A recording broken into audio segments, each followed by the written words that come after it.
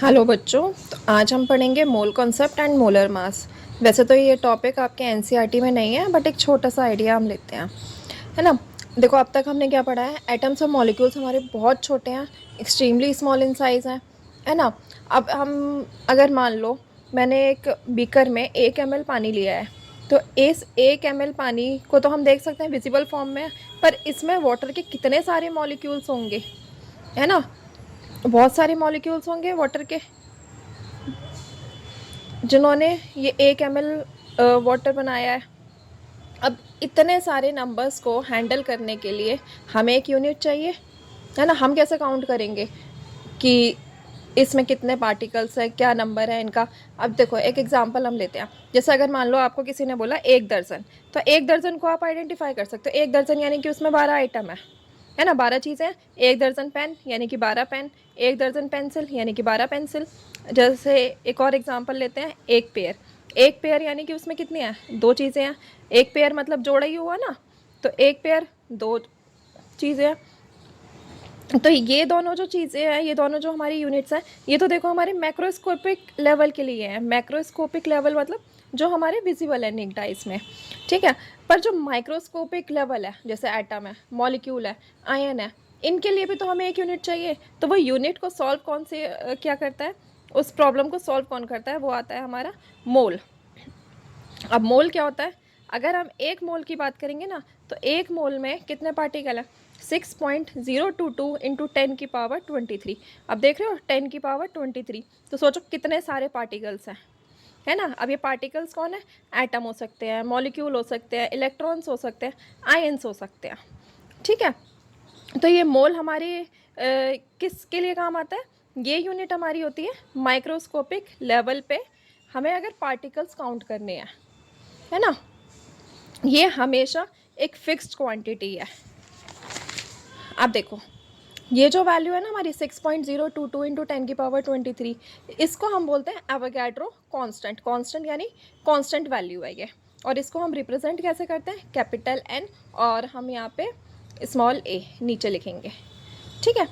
अब अगर हम डेफिनेशन देखें, एक मोल की डेफिनेशन क्या होती है, हर यूनिट की हमारी एक डेफिनेशन होती है। जैसे 1 किलोग्राम है, सेंटीमीटर है, मीटर है, इन सबकी एक डेफिनेशन होगी। वैसे हमारा मोल है, मोल भी हमारी एक यूनिट है, तो इसकी भी डेफिनेशन होगी।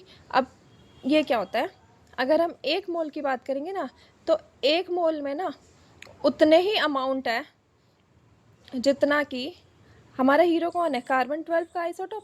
कार्बन 12 अगर हमने लिया है 12 ग्राम, ठीक है। इस 12 ग्राम में जितने एटम्स होंगे ना, तो जो हमारा सब्सटेंस है, एक मोल हमारा वो डिफाइन करता है। हम फिर से, मैं एक डेफिनेशन को बोल देती हूँ। 1 mole is the amount of a substance that contains as many particles और entities as there are atoms in exactly 12 gram of carbon 12 isotope. एक एग्जाम्पल देखते हैं। अगर मैं बात करती हूँ एक मोल ऑफ हाइड्रोजन एटम्स, एक मोल ऑफ हाइड्रोजन एटम्स का क्या मतलब है, इसमें कितने एटम्स होंगे, 6.022 इंटू 10⁻23 एटम्स। एक मोल ऑफ वाटर मॉलिक्यूल, ठीक है, एक मोल ऑफ वाटर मॉलिक्यूल में कितने होंगे, 6.022 इंटू 10⁻23 वाटर के मॉलिक्यूल्स। देखो ये क्वांटिटी सेम रहेगी। अगर हम मॉलिक्यूल्स की बात कर रहे हैं तो मॉलिक्यूल्स ही रहेंगे, अगर हम एटम्स की बात कर रहे हैं ना, तो एटम्स ही रहेंगे, है ना। अब हम इसके जो क्वेश्चंस है वो हम सॉल्व 2 तरह से कर सकते हैं। हमारी जो न्यूमेरिकल अप्रोच है ना, वो 2 तरह से हो सकती है। या तो हम यूनिटरी मेथड यूज़ कर लें, या हम फॉर्मूला मेथड यूज़ कर लें, है ना। तो दोनों मेथड वैसे आने चाहिए, क्योंकि कभी हमारा ये मेथड काम में आ जाता है, कभी हमारा ये मेथड काम में आ जाता है। एक चीज़ और है, कई बार तो देखो 6.022 इंटू 10⁻23 अगर हमें क्वेश्चन में नहीं गिवन है, तब तो हम यही वैल्यू लेते हैं। कई बार कुछ बुक्स में 6.023 इंटू 10⁻23 भी लिखा होता है, तो ये राउंड ऑफ करके लेते हैं। और कई बार क्वेश्चन सॉल्व करने के लिए ना दे देते हैं 6 इंटू 10⁻23, तो दोनों ही हमारे सही हैं, ठीक है। अगर हमें नहीं गिवन है तो हम ये वैल्यू यूज़ करेंगे। नेक्स्ट हमारा एक टॉपिक आता है मोलर मास। अभी देखो मोलर मास क्या होता है। मोलर मास कुछ नहीं है, क्या है, मास है। मोलर मास मास है किसका, एक मोल सब्सटेंस का, ठीक है, और किस में, ग्राम में, है ना। जैसे कि हम एग्जांपल देख लें, अगर हम मोलर मास वाटर का लेते हैं तो वो कितना हो जाएगा 18 ग्राम। ठीक है, न्यूमेरिकली अब मॉलिक्यूलर मास कितना होता है वाटर का 18U, हमने लास्ट क्लास में पढ़ा था मॉलिक्यूलर मास, एटॉमिक मास। तो जो हमारा मोलर मास है ना, उस वो देखो मोलर मास हमारा आता है ग्राम में। ठीक है, एटॉमिक मास हमने किस में लिया था, एटॉमिक मास हमारा आया था AMU, और अब हम क्या यूज़ करते हैं उसकी जगह U। इन दोनों की जो न्यूमेरिकली वैल्यू है ना वो सेम होती है, मैं न्यूमेरिकली वैल्यू बोल रही हूँ। ठीक है, यूनिट हमारी अलग अलग होंगी। ये हमारा एटॉमिक मास आता है U में और मोलर मास आएगा ग्राम में, पर न्यूमेरिकली बराबर होंगे। जैसे कि मॉलिक्यूलर मास अगर हम वाटर का लेंगे तो वो कितना आ जाएगा 18U, और मोलर मास अगर हम वाटर का लेंगे तो वो कितना आ जाएगा 18 ग्राम। ठीक है, न्यूमेरिकली वैल्यू सेम है, आप यूनिट देख लो, यूनिट अलग अलग होंगी। अब आपकी NCERT में क्वेश्चन है, क्वेश्चन नंबर 6, उसमें क्या है, आपको मोलर मास कैलकुलेट करना है। किसका, इथाइन का। ये फॉर्मूला दिया हुआ है, जैसे हमने लास्ट क्लास में हमने एटॉमिक मास कैलकुलेट करा था, मॉलिक्यूलर मास कैलकुलेट करा था, बिल्कुल सेम हम ऐसे ही करेंगे। हम क्या करेंगे, नंबर ऑफ एटम्स लेंगे, कार्बन के एटम्स लेंगे, उसको मल्टीप्लाई करेंगे कार्बन के एटॉमिक मास से, और हम क्या करेंगे, ऐड करेंगे नंबर ऑफ हाइड्रोजन एटम्स और उसको मल्टीप्लाई कर देंगे एटॉमिक मास हाइड्रोजन के। कितना होता है हमारा एटॉमिक मास कार्बन का 12, और यहाँ पे देखो कितने कार्बन एटम है 2, तो 2 × 12। अब प्लस करेंगे, है ना, कितने एटम्स यहाँ पे हाइड्रोजन के 2 हैं। अब इसको मल्टीप्लाई करेंगे एटॉमिक मास ऑफ हाइड्रोजन से, कितना है एटॉमिक मास हाइड्रोजन का 1, तो इसको सॉल्व करेंगे तो हमारा आ जाएगा 26 ग्राम पर मोल। हम जो ये हमारा फाइनल आंसर होगा। अगर आपसे कभी भी मोलर मास पूछा जाता है इसी तरीके से सॉल्व करेंगे, और इसकी यूनिट क्या आएगी, ग्राम पर मोल। ठीक है, क्योंकि ये 1 मोल का होता है ना, 1 मोल सब्सटेंस का मास होता है, तो हम क्या यूनिट लेते हैं, ग्राम पर मोल। नेक्स्ट है आपका सल्फर मॉलिक्यूल। सल्फर मॉलिक्यूल हमें पता है सल्फर कैसा है, पॉलीएटॉमिक है। कितने एटम्स होते हैं सल्फर के एक मॉलिक्यूल में, 8 एटम होते हैं। ठीक है, तो 8 × एटॉमिक मास ऑफ सल्फर, कितना है एटॉमिक मास सल्फर का 32। इसको सॉल्व करेंगे तो हमारा आ जाएगा 256, और यूनिट कितनी रहेगी, ग्राम पर मोल। ठीक है, ये पर मोल हम यूज़ कर रहे हैं, मतलब 1 मोल का है। अच्छा देखो, अब आप बोलोगे मोल हम लिखते ऐसे हैं, पर अगर हम SI यूनिट में बात करेंगे तो इसकी यूनिट क्या हो जाती है, मोल। सेम ऐसे ही है जैसे कि किलोग्राम, किलोग्राम को हम कैसे लिखते हैं, यूनिट में kg। ठीक है, फिर है फॉस्फोरस मॉलिक्यूल। फॉस्फोरस कैसा है हमारा, टेट्रा एटॉमिक है ना, यानी कि कितने हैं, टेट्रा मतलब 4 एटम होते हैं, P4, तो कितने हैं 4 एटम, और इसको किससे मल्टीप्लाई करेंगे, फॉस्फोरस के एटॉमिक मास से। कितना एटॉमिक मास 31, सॉल्व करेंगे 124 ग्राम पर मोल। हाइड्रोक्लोरिक एसिड, क्या फॉर्मूला होता है हाइड्रोक्लोरिक एसिड का, HCl। ठीक है, दोनों के एक एक ही एटम है, हाइड्रोजन का भी एक एटम है और क्लोरीन का भी एक ही एटम है। एटॉमिक मास हाइड्रोजन का 1, ठीक है, और क्लोरीन का एटॉमिक मास 35.5। इसको सॉल्व करेंगे तो हमारा आ जाएगा 36.6 ग्राम पर मोल। नाइट्रिक एसिड, क्या फॉर्मूला होता है HNO3। तो एटॉमिक मास लेंगे हाइड्रोजन का, देखो हाइड्रोजन का एक एटम है, नाइट्रोजन का भी एक एटम है, तो एटॉमिक मास लेंगे हाइड्रोजन का, प्लस करेंगे एटॉमिक मास नाइट्रोजन का। ठीक है, अब हम प्लस करेंगे ऑक्सीजन। ऑक्सीजन के कितने एटम है यहाँ पे देखो, 3 एटम है, तो 3 × atomic mass of oxygen. Hydrogen का एक होता है एटॉमिक मास, नाइट्रोजन का 14 प्लस 3 × ऑक्सीजन का कितना होता है एटॉमिक मास 16। इसको सॉल्व करोगे तो आपका आंसर आ जाएगा 63 ग्राम पर मोल। ठीक है, तो मोलर मास कितना होगा नाइट्रिक एसिड का 63 ग्राम पर मोल। और अगर आपसे एटॉमिक मास पूछा जाए, ये एटॉमिक मास या फिर इसका पूछा जाएगा आपसे मॉलिक्यूलर मास, मॉलिक्यूल है ना ये, तो वो कितना हो जाएगा 63U। ठीक है, तो आप यूनिट्स का हमेशा ध्यान रखेंगे, बाकी मेथड सेम है। मोलर मास अगर पूछा जाएगा तो ग्राम पर मोल, और एटॉमिक मास या फिर मॉलिक्यूलर मास पूछा जाएगा तो U। ठीक है, आप कुछ न्यूमेरिकल्स कर लेते हैं। हमें क्या निकालना है, mass of one atom of oxygen. ठीक है, अब हमें पता है हमें क्या निकालना है, एटम का मास निकालना है। ठीक है, तो एटम का मास हमारा किस में आएगा, हमें याद है एवोगैड्रोस नंबर।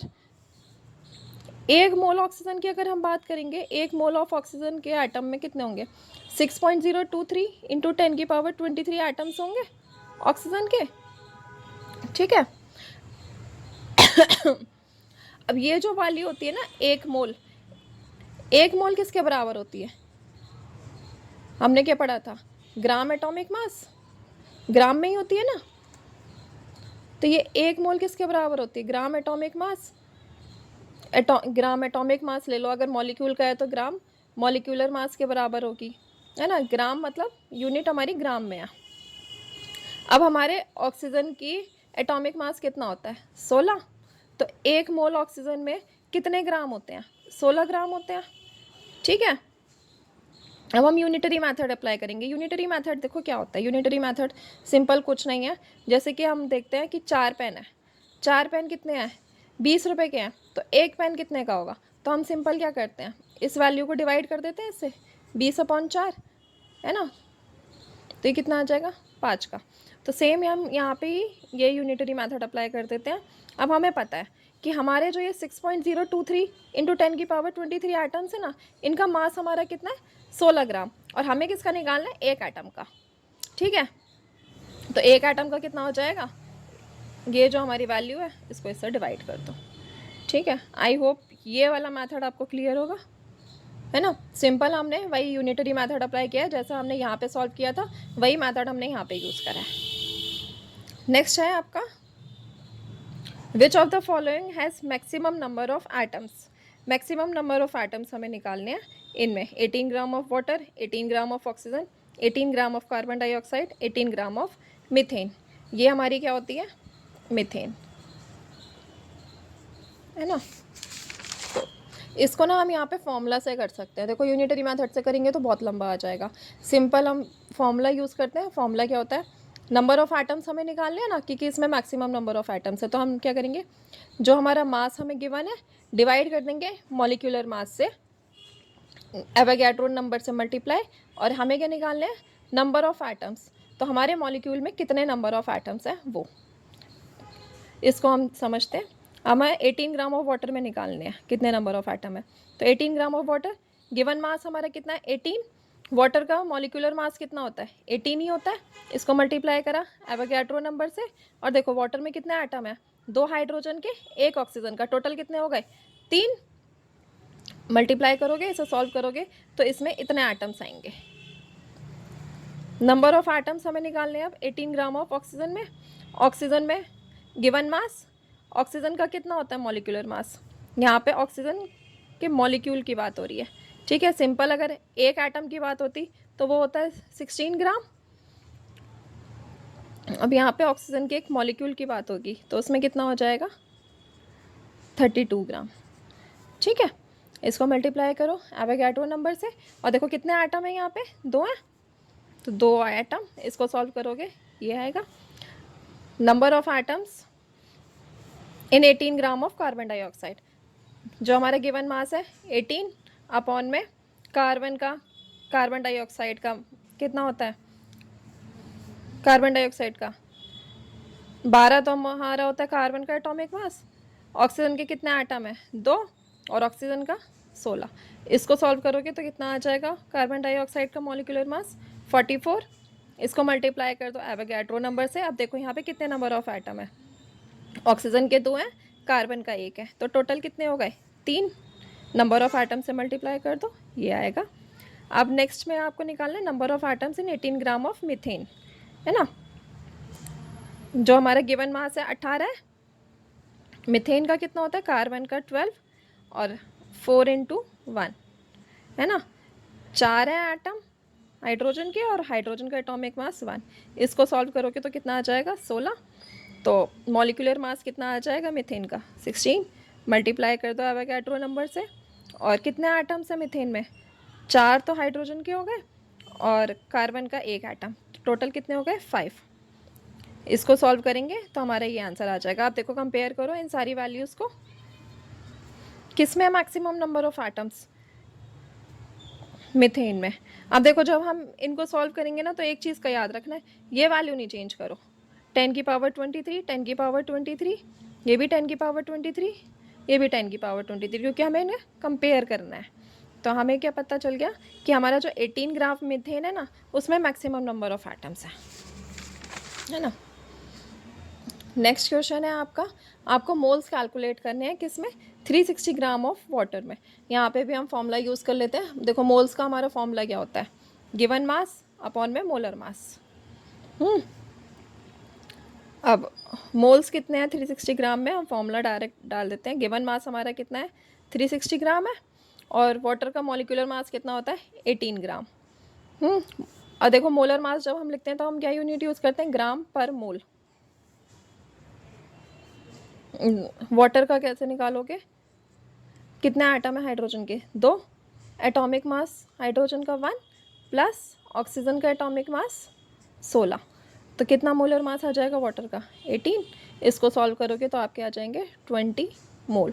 देखो यहाँ पे अब मोल्स भी लिख सकते हो, पर जब हम यूनिट में लिखते हैं तो MOLE लिखते हैं, है ना। ग्राम से ग्राम कैंसिल हो जाएगा, ये मोल ऊपर जाएगा, तो 20 मोल। अब हमें क्या निकालने? नंबर ऑफ मॉलिक्यूल्स निकालने हैं 360 ग्राम ऑफ वाटर में। अब हमें पता है 1 मोल ऑफ वाटर में कितने होंगे? इतने मॉलिक्यूल होते हैं, 6.022 इंटू 10 की पावर 23 मॉलिक्यूल्स होते हैं, है ना। अब हमें पता है 360 ग्राम में कितने मोल हैं? यहाँ पे हमने निकाले 20 मोल है। तो 1 मोल में तो इतने हैं, तो 20 में कितने हो जाएंगे? सिंपल जो हमने यूनिटरी मेथड करा था, मल्टीप्लाई कर दो, है ना। 1 मोल में इतने, तो 20 में कितने? 20 इंटू 6.022 इंटू 10 की पावर 23, तो कितने आ जाएंगे ये? अच्छा, इसको आप ऐसे भी लिख सकते हो। इसमें क्या करना है, अगर पॉइंट को आगे लेके जाओगे तो यहाँ पे वैल्यू ऐड हो जाएगी, इस 10 की पावर में एक ऐड कर दो। जितने पॉइंट आप आगे लेके जाओगे ना, उतने ये 10 की पावर में ऐड करते जाओ। जैसे कि अब मैं यहाँ से 1 पॉइंट आगे लेके गई हूँ, 1.2 पे लेके गई हूँ, तो एक यहाँ पे ऐड कर दिया। 24 में एक ऐड करोगे तो तुम्हारा कितना आ जाएगा? 25। ठीक है। अगर ये मेथड समझ में नहीं आया तो इसको सिंपल ऐसे देखो। पेन का एग्जांपल लेते हैं। एक पेन हमारा 5 रुपये का है, तो 20 पेन कितने के आएंगे? है ना, 20 इंटू 5, 100 रुपये के आएंगे। वही चीज़ यहाँ पे हुई है। 1 मोल पानी में कितना है? इतने मॉलिक्यूल्स हैं, तो 20 मोल में कितने होंगे? मल्टीप्लाई करें। ठीक है। आई होप आपको ये न्यूमेरिकल समझ आए होंगे और ये कॉन्सेप्ट भी समझ आया होगा। So thank you.